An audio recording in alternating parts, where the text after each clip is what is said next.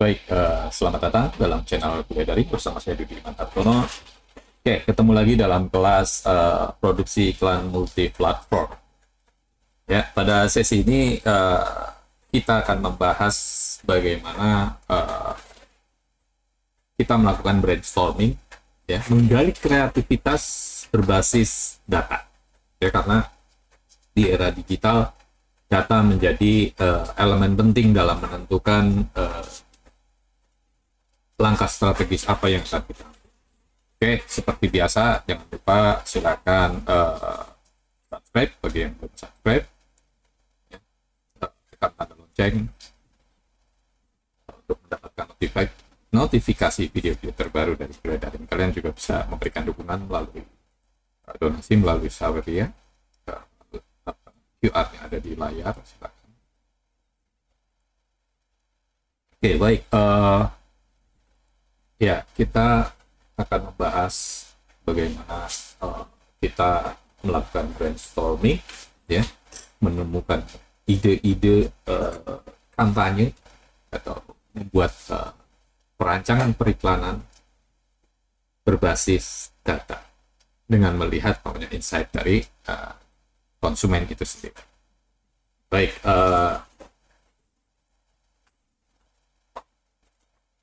ya. Ide kreatif, ya, pada dasarnya adalah sebuah gagasan orisinal, ya, yang menghubungkan pesan merek dengan nilai audiens. Jadi bagaimana kita menyampaikan pesan yang selaras atau connect dengan nilai-nilai yang dimiliki audiens. Umpamanya audiens yang kita tuju memiliki pendekatan nilai kesetaraan terhadap gender. Nah, bagaimana kemudian kita menyusun ide agar produk kita atau merek brand yang kita miliki bisa menyesuaikan nilai-nilai yang dianut oleh audiens kita. Di Indonesia, umpamanya secara umum hierarki konvensional atau struktur masyarakat patron klien menjadi masih kuat, umpamanya gitu. Kita tidak bisa serta merta menggunakan isu kesetaraan tanpa melihat segmentasi yang lebih jauh. Ya, umpamanya isu tentang kepemimpinan perempuan kan, meskipun banyak aktivis perempuan, kampanye gender sudah di mana-mana, isu ini masih menjadi perdebatan krusial. Ya, ada persoalan politik di situ, tapi bahwa ini adalah fakta. Ya, kemudian brainstorming, ya, ini adalah sebuah metode kolektif bagaimana kita mengelahirkan ide melalui cara berpikir yang divergen, cara berpikir yang bermacam-macam. Ya, kita harus mengoleksi, menampung semua ide-ide, ya, ketika kita akan melakukan brainstorm. Nah, dalam konteks iklan multi-platform, ide harus mampu beradaptasi dengan berbagai platform media dan audiens. Ya. Data-driven insight, ya, basis data itu harus memperkuat relevansi ide dengan memahami perilaku dan kebutuhan konsumen melalui analisis data. Jadi data menjadi sangat krusial. Ketika kita akan melakukan sebuah brainstorming, kita akan menggali ide, lihat data. Basisnya selalu bermula dari data. Jadi dalam hal ini pendekatan berbasis insight konsumen mengutamakan pemahaman, ya, terkait dengan audiens sasaran melalui riset, ya, bisa kuantitatif, bisa kualitatif, untuk menganalisis kecenderungan perilaku, preferensi, atau bahkan sentimen, ya, dari platform digital yang akan kita gunakan. Kedua hal itu, ya, kita kolaborasikan dalam sebuah proses ideasi agar pesan kita relevan dan kontekstual. di Instagram kita bisa melihat umpamanya insight dari preferensi gendernya, asal pengunjung dari kota mana, usianya dan sebagainya. Pun di YouTube ataupun sosial media lainnya, kita bisa menggunakan data-data itu untuk kemudian kita menyusun strategi apa yang akan kita gunakan dalam rangka membuat kampanye yang efektif. Nah, ada setidaknya 5 elemen utama dalam penggalian ide dan brainstorming menurut Moriarty. Yang pertama adalah insight konsumen itu sendiri. Bagaimana kita menemukan data perilaku dan motivasi audiens secara lebih dalam.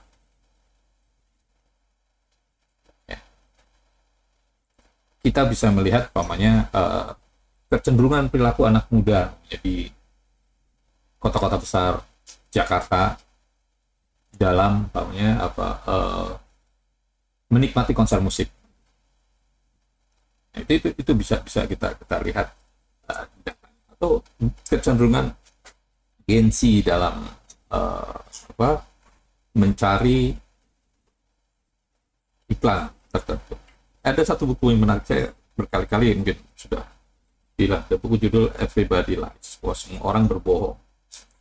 Apa yang dikatakan internet tentang diri kita.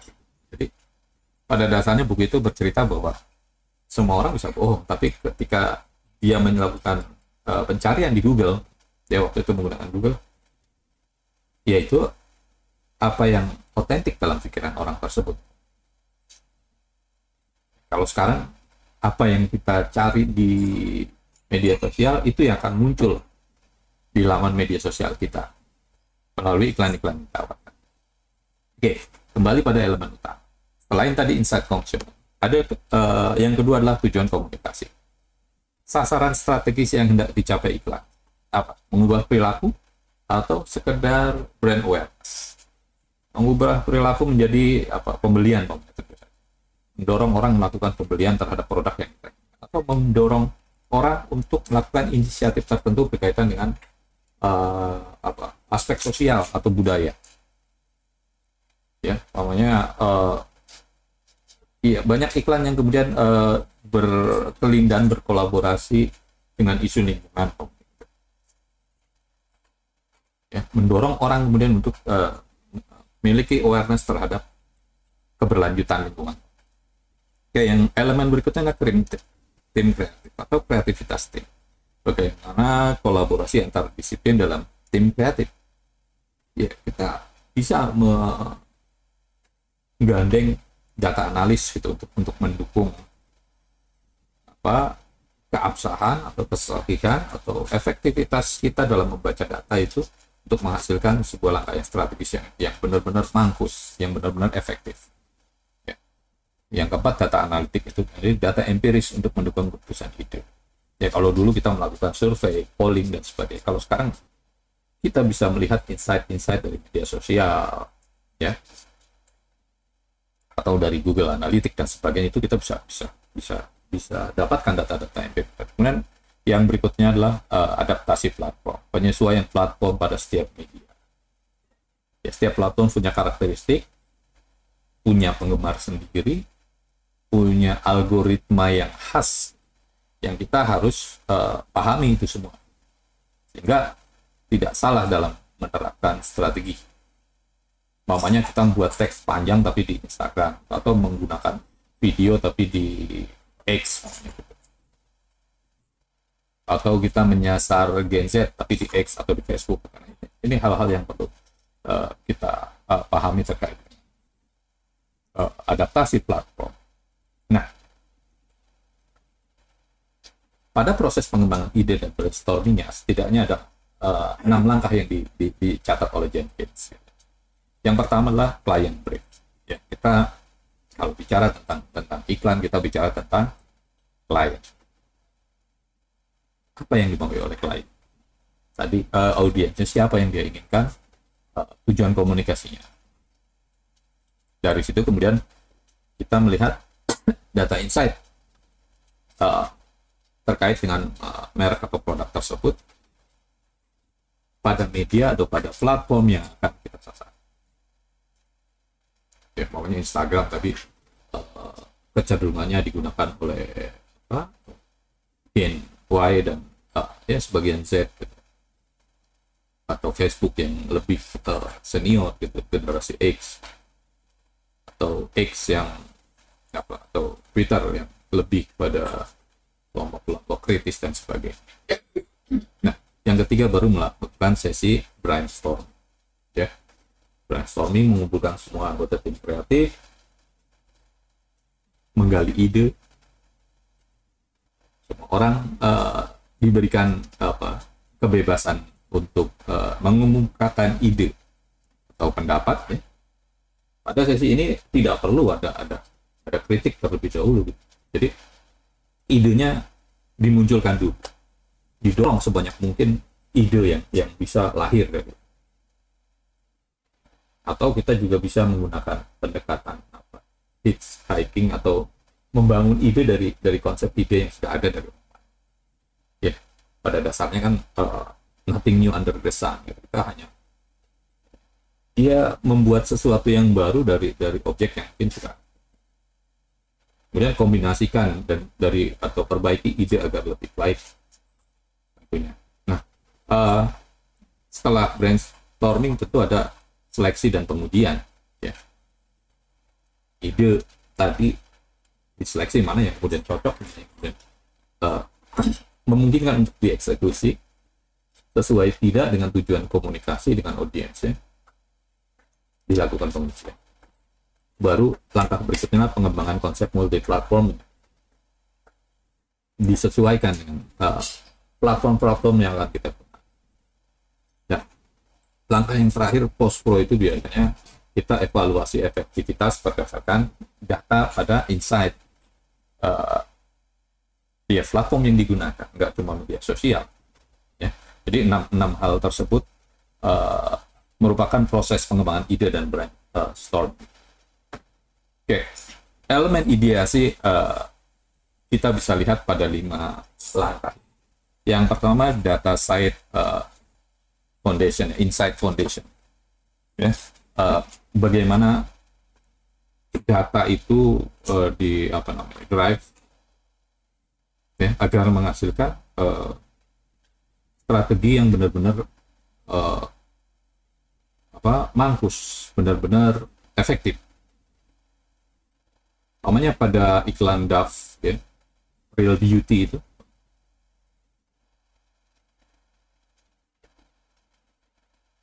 ini adalah kemudian bagaimana Dove melakukan riset global terhadap persepsi kecantikan perempuan. Ternyata hanya 2% perempuan di dunia merasa dirinya cantik. Nah, iya, tentu saja ini berkaitan dengan standar kecantikan yang nempel dalam benak perempuan atau laki-laki pada umumnya juga, Bro. Dove kemudian mencoba membuat fondasi utama campaign dengan tema Real Beauty.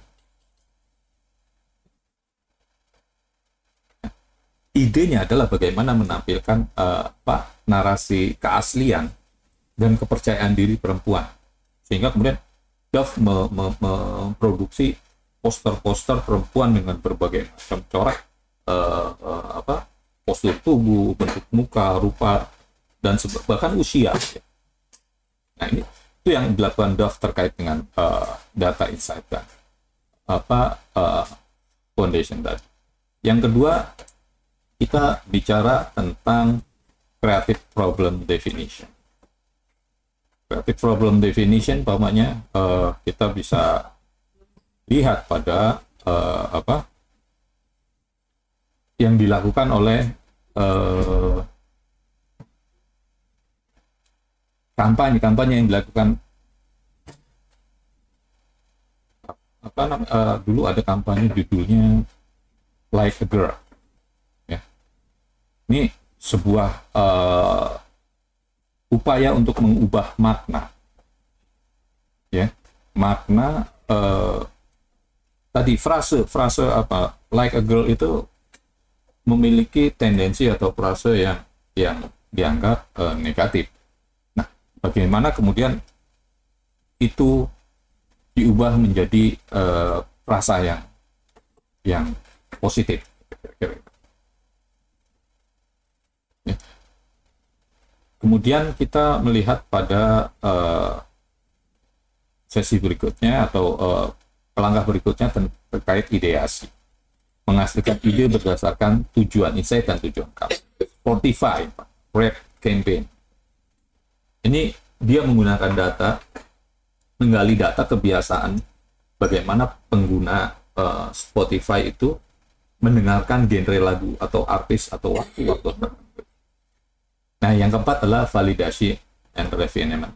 Menguji dengan audiens atau data simulatif ya, untuk mengetahui daya tarik dan relevansinya. Tadi saya mengutip buku Everybody Likes tadi yang menggunakan Google ya. Google kemudian membuat sebuah campaign year insert 2002, 2003 dan sebagainya. Ini untuk melihat bagaimana narasi data pencarian yang digunakan oleh si pengguna. Ya. Mana yang paling memicu keterlibatan emosi audiens? Pokoknya di masa pandemi, pokoknya gitu. Google kemudian menghadirkan narasi hope gitu, untuk apa? Membangkitkan semangat kepercayaan audiens terkait harapan pasca pandemi. Yang berikutnya adalah terkait eksekusi. Ya. Eksekusi ini bagaimana umpamanya Nike mengeksekusi ide solidaritas ya, di tengah pandemi dengan kampanye You Can Stop Sport atau Stop Class. Dia coret dia tutup sportnya diganti dengan kata kas. Nah, ini menjadi sesuatu yang kemudian dilakukan oleh Nike terkait kampanye tersebut. Oke. Nah, ini contoh Dove Veil Beauty, bagaimana mereka menampilkan berbagai perempuan dari macam-macam etnis, bangsa, dengan berbagai macam postur tubuhnya dan beragam usia. Oke. Kemudian kita memasuki bagian yang lebih teknis terkait dengan teknik brainstormingnya itu sendiri. Paling tidak ada 6 teknik brainstorming yang biasa digunakan. Yang pertama adalah classic brainstorming. Metode tradisional dilakukan kelompok pada fokusnya pada kuantitas. Jadi kuantitas idenya dulu yang dimunculkan. Ada nggak peduli pada bagaimana kemudian kita mengumpulkan ide-ide tersebut. Ya, ide-ide yang dihasilkan dari brainstorming. Pokoknya Tokopedia gitu. Tokopedia membuat kampanye waktu Indonesia belanja, kampanye WIB. WIB itu kalau nggak salah jinglenya potongan lagu dari Ampar-Ampar Pisang. WIB, Ampar-Ampar Pisang, ya kayak gitulah. Nah, mereka kemudian bagaimana semacam membuat brainstorming massal untuk menjawab bagaimana event belanja online terasa seperti sebuah festival, ya. Mereka benar menggali ide, ya. Akhirnya muncul gagasan-gagasan seperti konser digital, live shopping, dengan menggunakan kolaborasi artis antar genre dan sebagainya. Itu kemudian muncul dalam format WIB TV show. Ya. Teknik ini tentu lebih mengedepankan tadi apa ya, kuantitas, volume sebelum nilainya itu. Kemudian yang kedua kita lihat adalah mind mapping. Ini merupakan teknik visual yang memetakan hubungan antara ide di sekitar keyword. Contohnya kita bisa lihat pada iklan Indomie hype habis. Kata kuncinya adalah hype. Hype ini di tengah tren K-pop tren kuliner Korea. Peta ide ini kemudian memunculkan cabang-cabang berkaitan dengan tadi K-pop tadi, berkaitan dengan tren viral, musik, TikTok challenge dan sebagainya. Kemudian dia sandingkan dengan Indomie hype abis dengan Samyang yang ya rasa-rasa atau kuliner Korea. Jadi ini menggabungkan antara trend insight dengan culture momennya. Nah, yang ketiga kita lihat ada scamper, substitute, combine, adapt, modify, put to another use, eliminate, dan reverse. Teknik ini membantu memperluas perspektif terhadap ide yang sudah ada. Jadi ini menambahkan atau mengubah persepsi dari sesuatu objek yang sudah ada. Great Indonesia menggunakan kampanye. Kita vaksinate itu kampanye. Pokoknya Gojek dengan pasti ada jalan. Ya, kemudian empathy mapping. Ini yang berikutnya, empathy mapping. Bagaimana design thinkingnya itu untuk memahami apa yang dipikirkan, dirasakan, dikatakan, atau perilaku konsumen pada umumnya. Bukalapak dulu punya kampanye "Andai Aku Jadi UMKM". Ini bagaimana orang kemudian memetakan ide kampanye yang menggambarkan perjuangan para pelaku UMKM. Pendekatan seperti ini yang bisa dilakukan. Atau tadi kampanye real beauty-nya Dove juga bisa masuk dalam. Kemudian data inspired brainstorming. Ini adalah proses ide yang diawali dari analisis data konsumen seperti tren pencarian, topik viral, sosial sentimen, dan sebagainya. Ya. Wardah Beauty Moves You. Gitu. Di Indonesia ada punya Wardah Beauty Moves You. Bagaimana menampilkan perempuan-perempuan muda yang aktif, produktif, dan punya percaya diri. Nah, yang keenam adalah Rapid Ideation Sprint. Ini sesi ide singkat untuk menjawab tantangan spesifik dengan tahapan eksplorasi cepat, seleksi, dan uji yang kecil. Pokoknya pesan GoFood dapat THR. Ini terkait dengan THR. Kampanyenya Gojek di menjelang Idul Fitri. Ya, jadi insight-nya menunjukkan bahwa pencarian promo meningkat drastis menjelang liburan. Ini biasa akan muncul seperti itu. Ada waktu-waktu yang kita bisa lihat bahwa konsumen sangat melakukan pencarian di sekitar. Nah, itulah beberapa hal yang saya tampilkan terkait dengan kreatif by data. Oke, sayang sekali rupanya saya tidak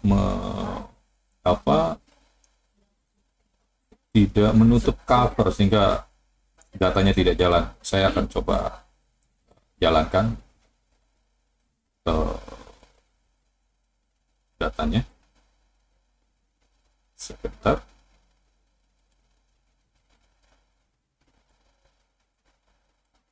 Oke.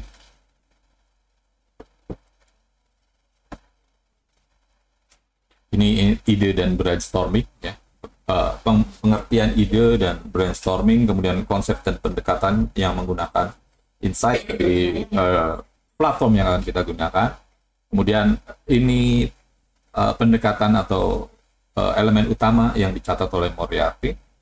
Kemudian saya menjelaskan tentang proses pengembangan ide dan brainstorming. Nah, ini ada elemen-elemen proses idenya. Tadi ada data insight, creative problem, sampai ke eksekusi program. Ini contoh dari Dove Real Beauty, dan ini teknik brainstorming, ya, dari classic brainstorming sampai rapid ideation sprint. Oke, baik, terima kasih. Kita ketemu lagi pada pertemuan berikutnya. Sampai jumpa. Tetap simak terus Sebarkan benih kebaikan ilmu pengetahuan dengan men-share video-video kuliah daring. Kuliah daring, kuliah daring.